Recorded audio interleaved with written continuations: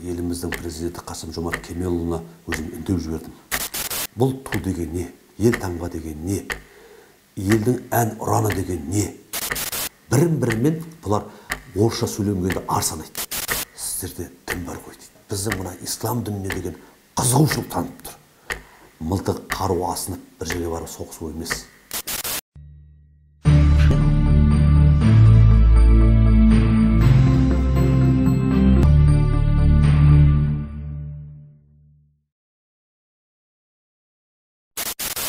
Біз қазақ елі мал баққан елміз. Ешкімге соқтықпай жай жатқан елміз. Елімізде жау басын деп, ордамыздан құт қашпасын деп, найзаға үкі таққан елміз. Дұшпанның аяғына жаншылмаған елміз. Басымыздан намысты асырмаған елміз. Адалдықты әрқашан жасырмаған елміз. Отанын, елін, жерін сүймеген жігіт, жас жігіт, ер болсын, қыз болсын, ол ертең қандай ғана біздің болашағымыз, біздің қартымыздан ерген қандай ғана ұрпағымыз болуы мүмкін. Жаңа өзіңіз айтып кеткендей, әңгіменің басында отанды сүю иманнан деген. Мынадай бір менде жаңағыда бір спорттық патриоттық клубымыз бар. Соның осы клубымызға бір жаңа гимн әнұран ретінде бір жазған өлеңіміз бар еді.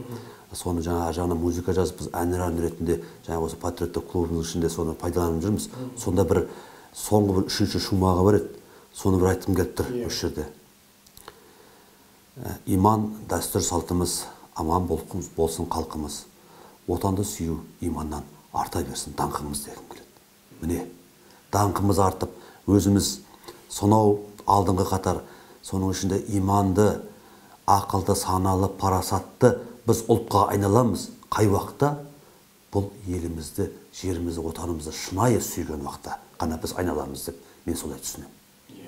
Өйткені біз қазіргі күнде мен көптеген жастармен кездесем, сол жастардың арасына барып тұрсам, ағай, патриот болу үшін не болу керек деген бір сұрақтар қойылады. Сол кезде мен бір жауап беретін бір жай қарапайымша бір жауап беретін жауабым бар. Ол кезде мен былай деп айтам. Патриот болу үшін, мына мен ағаларым, мен сияқты, мына ағаларым сияқты, қасымдағы отырған ауған соғысының ардагерлері сияқты, мылтық қару асынып бір жерге барып соғысу емес. Одан ол патриоттық жаңағыдай жүрегімізге бір сезім ұялайды деп айтуымыз ол жаңылыс болуы мүмкін. Патриот болу, мына отырған жастар, міне сендерсіңдер. Мына сабағын жақсы оқып, жақсы білім ал, ертең осы елге нағыз еңбегім сіңіретін, еліміздің экономикалық, саяси, бүкіл әлеуметтік жағынан дамып өсіруге мен өз үлесімді қосамын деген жас, міне сен патриотсың. Мына студенттерге айтамын, сендер мына өз мамандарың бойынша сабақ алып жүрсіңдер, білім алып жатсыңдар. Осы ертең осы білімді алып шығып, мен осы елімнің көркеюі үшін өзім қандай үлес қосамын деген ойы бар студент, міне сол патриот. Мына қазір бейбіт күннің, біз сияқты жаңа жастар кезінде соғыс көрген жігіттер емес, қазір бейбіт күннің, нағыз бейбіт күннің батырлары көп болсын деген көретін. Ол батырлар кімдер? Ол патриоттар кімдер? Кеше ғана мысалы, былай қарап тұрсаңыз, бір суға кетіп баратқан бір Ырғыз ауданының бір жас баласы, мектепте оқитын ба, осында бір колледжде ме, бір жерде оқитын бала, кішкентай баланы суға кетіп баратқан жерінен барып құтқарып қалған. Оның бойында мен ерлік жасаймын деген түсінік ол таңертең ұйқыдан тұрғанда соғыны болған жоқ оның бойында. Оның бойында мына пәктік, тазалық, елге, жерге деген сүйіспеншілік, махаббаты болды. Мына бірін-біріне деген жастардың, мына елдегі әрбір азаматқа деген өзінің сүйіспеншілік жақындығы болды. Содан туындаған дүниеден ол батыр болып болды. Ал оның артынан келіп, мына жаңа осындай камера арқылы біреулер келіп интервью алып тұр. Сіз ерлікке дайын болдыңыз ба деп. Қайдың ерлігі дейді. Қай жақтардың ерлігі бұл дейді. Бұл жалғыз ғана мен адам есебінде, мен жігіт есебінде, жалпы мына Қазақстан елінің тумасы ретінде, қазақтың ұлы ретінде жасайтын дүнием бұл. Бұны мені ерлікке санамайын деп тұр. Міне, нағыз патриот. Ол енді осыдан кейін маған қандай сұрақ қоюға болады? Патриот деген кім деп? Отыр міне патриоттар араларында. Кешегі көк туымызды желбіретіп, анау спортқа әлемнің біріншіліктерінде, олимпиада ойындарына барып, көк туды желбіретіп тұрған жас спортшыларымыз. Міне солар патриоттар. Міне нағыз елін сүйген патриоттар. Кешегі мынау ауған соғысында жүргенде біздерге бір ауыз ғана сөз жеткілікті болды.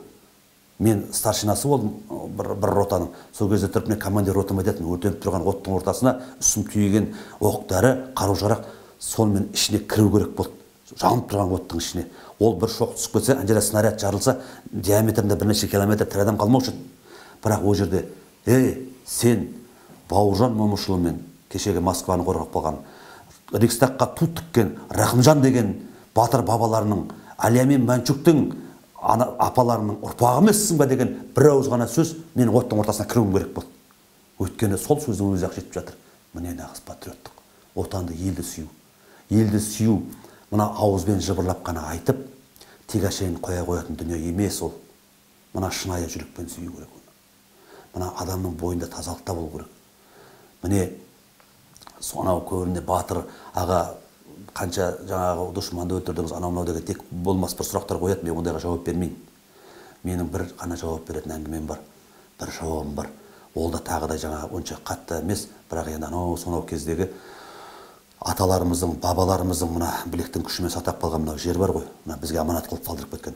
Соның бір Бұқарбай деген кезінде мына сырдың бойында бір батыр бабамыз болған. Бұқарбай ту ұстаушы болған. Знаменосец дейді ғой. Осы жаңа ту ұстаушы болған, нағыз жүрегінде иманы бар, нағыз қолында білегінде күші бар. Аттың жылқының үстінде келатып, тұлпардың үстінде ұстап келатқан сол бір жаугершілікте атына оқ тиіп, аты жараланып құлайды. Сол кезде Бұқарбайда бірге құлап, қолында туымен астындағы аты мерт болған тұрған екен дейді. Сол кезде сол жанында келатқан өздерінен жастау бір Меңле деген батыр болыпты. Сол Меңле деген батыр жолда шауып келе жатыр. Анау Бұқарбай атаның қолында ту бар, жаңағы Бұқарбай ағасының қолында. Сол Бұқарбай ағасына келіп, Бұқарбай аға деп аттан қарғып түсіп, менің атыма мініп алдыға шабыңыз. Мен өзім қалып жаумен әрмен қарай шайқасам деген екен. Сол кезде, ай Меңле, қазір мерт боласың, мынау жаудың қолынан қаза боласың ғой десе, аға, мен қаза болсам, мен үшін жақындарым тума-туыс әйел бала шағам шылап қалар. Ал сіз құласаңыз, ту құлайды. Ту құласа халықтың еңсесі түседі деген екен. Туға деген құрмет, еліне деген, елдің еңсесін сүрмеуге деген құрмет. Міне сонау бабаларымыздан қалған бізге міне өсиет, үлгі. Осындай патриот болу керек. Жауыздың ешбірі жоқ жаза көрген, қашанда қиянаттан қазақ өлген, көк тудың қасиетті кие сатар, сабынан ұстамасаң таза қолмен. Жығылмас ешқашанда елі жарға, алдында ту ұстайтын ері барда, көтеріп алып байрақ қазақ отыр, тілегін аңсап күткен беріп алла. Бұл ту деген не? Ел таңба деген не? Елдің ән ұраны деген не? Осын дұрыс түсіне білмегендіктен, кейде біз содан тауып атқан кемшіліктің тұстары мынау. Міне кешегі жаңа Борат дейді, ол мына бір өзі Борат деген жаңа лақап аты жаңа фильмге түскен, бірақ өзінің аты Саша Барон деген біреу дейді ғой. Енді ол киноға түскен персонаж бір. Оның бір фильмге түсірген персонаждың ішіндегі мынау осы туды мазақ қылып, қазақтың елін мазақ қылып жүрген бұл оңбағанның істеп жүрген ісі. Мен кеше осы туралы әлеуметтік желілер арқылы еліміздің президенті Қасым-Жомарт Кемелұлына өзім үндеу жібердім. Ол үндеудің ішінде мен осындай ауған соғысы ардагері едім, Қасым-Жомарт Кемелұлы. Осыған байланысты сіздің араласуыңызды сұраймын. Өйткені бұл ту біздің еліміздің туы. Ол ту жоғарыда биікте желбіреп тұру керек. Көк байрағымыз оның атына да затына сай болып керек жерінде тұру керек. Ал оған кім болса сол қаяқтағы бір елдің бір сайқын мазақтары оны мазақ қылмау керек деп. Соны айтып жазып жіберген болатын. Бірақ оның ішінде айтқан тағы да бір әңгімем болды. Мына ел арасында ауызбіршілік болмай алауыздық туындап жатады. Дінімізде алауыздық, ділімізде алауыздық, тілімізде тағы да алауыздық. Өз тілінде, қазақ тілінде сөйлеуге ар санап жүргендердің кесірінен болып отқан дүние деп. Осын солай түсінемін деп жазып жібердім.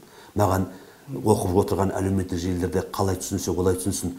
Бірақ егер де біз өзіміз бірлікпен, ынтымақпен осы жаңа айтып тұрған үш дүние үшеуінен де айыра алмайтын тілімізбен, діліміз, дінімізді бір жұдырықтай қылып ұстамайтын болсақ, бізге кім көрінгеннің алдында мазақ болып, күлкі болып қалуымыз мүмкін, әбден мүмкін. Сол себепті мен кеше осындай бір үндеу жасаған болатын. Үндеуім мүмкін сол ел президенттің құлағына шалысқан болар, мүмкін өзі бір таза, тек бір сондай бір орысша айтқанда совпадение болуы мүмкін. Кеше бірақ телеарналардан жаңағыдай терезеден балконына көк туымызды желбіретіп қойғандарға ешқандай заң жүзінен жаңағыдай қарастырылу болмайды, штраф салыну деген болмайды деген бір соны қарастыру керек деген бір заңдамаға тағы да бір қарастырамыз деген бір түсті кеше бағдарламадан. Бұл жаңа айтар сөзім, айтып кеткен сөздерінің бәріне артына нүкте қоярым. Біз мықты болатын болсақ, еліміз мықты болатын болса, тілімізбен, ділімізбен тағы да қайталап өткен ділімізге біз өзіміз мықты қарап ұстайтын болсақ, сол кезде ғана біздің еліміз мықты елді болады деген мен сенімдемін. Елі жұртым, сізге айтам, бірлікті бол шырақтар. Бірлікті жерде рызық көп, ол адам елге тұрақтар. Ауыз бірлік бар жерде жететұғын мұрат бар. Ауыз бірлік жоқ жерде қиянатты қият бар. Бұл Тува еліне, Ресей Федерациясының құрамындағы Тува елі. Сол Тува еліне былтыр осы қазан айында барған болатынбыз, бір жылдай болды не. Соның бұл барған себебіміз бұл жерде біздің Қазақстанның, оның ішінде Қазақстан Республикасының, оның ішінде Ақтөбе облысымыздың намысын әлемдік додада қорғап жүрген Нұрсұлтан Санаев деген жігітіміз бар, палуан. Сол жігіт ауылына сол былтырға өткен Нұрсұлтан қаласында өткен әлем біріншілігінен кейін жүлделі 3-ші орын алғаннан кейін соның біз еліне ертіп барған болатынбыз. Біз Ақтөбе облысының басшы Оңдасын Сейілұлына барып осы әңгімені айтқанда ол кісі бүйтіп айтты: сіздер жай ғана бара қоймаңдар, мен сіздерге бір ресми делегация дайындайын деп. Сол кезде ресми делегация өзінің жанындағы кеңесшісін жіберіп, сол бірге барған болатынбыз. Ол жерде біздерді ресми делегациямен барғасын, өзінің батырларын алдымызға салып, біздің туымызды көтерсе де, бірақ Тува елінің тумасы ғой, соны алып барғаннан кейін бізді өте жақсы қарсылады. Сол барған бойға мына Тува елінің глава правительства дейді екен, оларда үкімет басшысы дейді. Президент деп айтылмайды екен, үкімет басшысы дейді екен. Сол кісі өзі қарсылап, бізбен қатар жігіт екен. Сол кезде бізге үлкен бір аса құрметпен қарады. Сол кезде өзінің сол Тува елінің халқын жинап, үлкен мәдениет үйінде жиналыс жасап, кездесу жасады. Мен сол кезде сөйлесіп отырып, арған жерде өзіміздің сый-сипатымыз бар, шапанымыз бар, тақиямыз бар, соларды бердік. Ал енді соны мен ол жерде көріп отырып, сол 2-3 күн болғанымыздан мен бір түйіп қалатын дүнием, мына Тува халқы бізбен түркі тілдес бауырлас халық қой, бірақ діні бөлек. Бұл енді бұлардың ішінде мен бір байқап қалған дүнием, өзі азақ халық. Бар болғаны бір 320 мың ба, бар болғаны 320 мың. Ал бірақ бұлардың ішінде бар ғой, рухтық байқадым. Рухтықты неден байқадысың? Тілінен. Бірін-бірімен бұлар орысша сөйлемегенде ар санайды. Анау Мәскеуде оқысын, Санкт-Петербургте оқысын, мейлі там шетелде оқысын, ауылына келгенде бірін-бірімен тұрып, бұлар өз тілінде сөйлеседі, Тува тілінде сөйлеседі. Мен осыны байқадым. Сосын мен бетеп қарап отырсам, сосын бір жас жігіт, о да палуан жігіт, сонымен сөйлесіп отырсам: аға, сіз білесіз ба, мен сіздерге қызғамын дейді. Сіздің тәуелсіздігіңіз бар, еліңіз бар, көк байрағыңыз бар. Есіктеріңіз айқара ашып, кеше әлемнің бәрін жинап, әлем біріншілігін өткіздіңіз Нұрсұлтан қаласында дейді. Сондай 20 жылдан асар аспас, шамалы ғана асар уақытта сондай бір астана салып алдыңыз. Бұл қандай нағылған бір ғанибет нәрсе ғой бұл деп қызығушылық танытып тұр. Өйткені сіздерде дін бар ғой дейді. Оларда да дінсіз деп айтқым келмейді. Олардың да өздерінің сенімі бар, діні бар ғой. Бірақ біздің мына ислам дініне деген қызығушылық танытып тұр. Сіздер қараңыздаршы, жүрген жүрістеріңізден, тұрған тұрыстарыңыздан, бірін-біріңе деген сыйластықтарыңыздан, кеше Нұрсұлтан қаласына барғанда біз халықтың қарап тұрсам, түрлерінен қарасам бір нұр көрініп, бір түрлерінен қарасам мынау бір жақсы тұрып жатқан еліне, жеріне бір қуаныштығын, бір өзінің бір ризалығын байқалып тұрады. Осы шіркін-ай, біздің елде болса ғой деп. Біз енді сол елде тұрып жатырмыз, сол елдің құрамындамыз дейді ғой. Бірақ мына қарамыз біздің облыста, қалай біз патриот болмаймыз, қалай біз өз елімізді сүймеуіміз мүмкін. Біздің Ақтөбе облысы 88% газбен қамтылған. Ауыз суы шамалы ғана пайыз қалды. Мен бұл қоғамдық кеңестің мүшесі ретінде айтқым келеді. Ал енді ол Тува мемлекеті, оның орталық қаласы Қызыл деген. От жағып, күлді-көмеш болып жатыр, көмір жағып. Көріңіз, қараңыздаршы. Анау отырған ырғызда газ болады деп кім ойлаған? Ол ырғызың былай, мынау ойылдың ар жағында Құрмансақ бозында газ болады деп кім ойлаған? Қараңыздаршы. Бұндай еліміз, бұндай жеріміз, әлеуметтік жағынан дамып кеткен елімізді біз неге сүймеуіміз керек?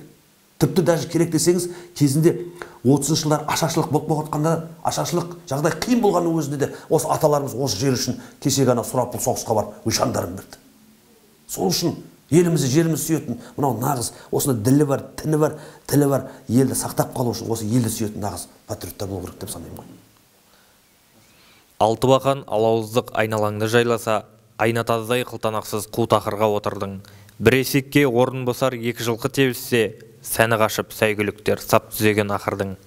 Иә, бұл енді мына облыс өңіріміздің, біздің өз өңіріміздің, облысымыздың аудандарының бәрін аралап шықтық. Міне ассоциация жаңа мүшелерімен бірге ауған соғысының, Ақтөбе облысы ауған соғысының ассоциация қоғамдық бірлестігінің сол мүшелерімен бірге 11 ауданды аралап шықтық. Қазір қалған осы таңда Темір ауданы ғана қалып тұр.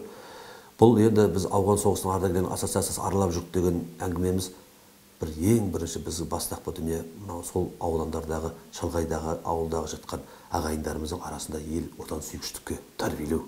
Болашақ ұрпақты қоғамда біз қалай тәрбиелеп жатырмыз, соған көңіл бөлу. Барған жерімде мен ана ауданның басшыларына айтам, ішкі саясаттары бар, сол жердегі аудан басшының орынбасарлары бар. Айналайын, бізге отырып шай ішетін, тамақ ішетін жер емес, бізге ең бірінші мына ақсақалдар жинаңыз. Бірінші ауылдың ақсақалдарынан бар баталайық, сол ақсақалдармен отырып сөйлесейік, сосын ақсақалдармен отырып бірінші әңгіме құрғанда біз айналайын ақсақалдар, мына қоғамда қалай тәрбие жасаймыз. Мына қазіргі мынау әлеуметтік желілердің, мына информация әлеуметтік желілердің заманы болып кетті. Қазіргі күнде біздер бір-бірімізге деген қарым-қатынас азайып бара жатқан сияқты. Сол себепті біз бір-бірімізбен араласайық. Жоғары буын, үлкен аға буын, сіздер бізге айтып, мына ортаңғы буын біздерге. Біздер артымыздан ерген жастарға, сол сіздерден естігенімізді өзіміз бір үлгі қылып, оларға айтып, бір қоғам болып, бір жастарды дұрысқа тәрбиелейік деген сондай ниетпен болды келген істерімізді. Сол кезде таныстырып, сол кезде бір әңгіме құрған болатынбыз. Көптеген аудандарда бір қуантарлық жағдай, үлкен ақсақалдарымыз, әй, мынау болмай жатқан дүние ғой. Әй, осы жерде былай жасасақ қалай болады деген шынымен мына қоғамның тәрбиесіне, оның ішінде жас ұрпаққа тәрбиеге өз жанашырлығын білдіріп, бір үлкен бір өсиеттік, үлкендік өсиеттік, үлкендік қасиетін көрсетіп жатқан ақсақалдарымыз көп кездеседі. Ол қуантарлық жағдай.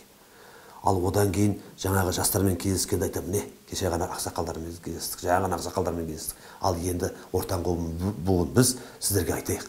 Өйткені мына теңіз ғой, мына үлкен теңіз. Сол теңіздің ортасында тұрған бұл кеме, желкені жайып тұрған жас деген.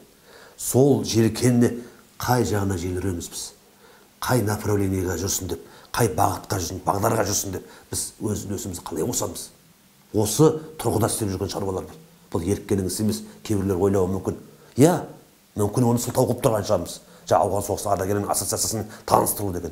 Ал негізгі мақсатымыз әл ауқаты. Мен аудандағы тұрып жатқан ағайындарымыздың танысу, жасап жатқан істерін көріп, жаңа ауған соғысының ардагерлерінің екібасты жағдайларын көріп, олардың мен де сол өмір тіршілігімен танысу.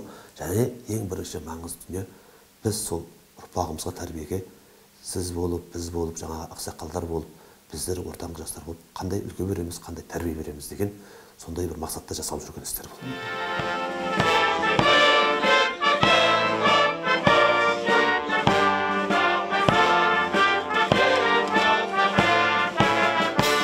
Аңсар орталығының парақшаларына тіркеліп, біздің өнімдерімізден ғибрат алыңыздар.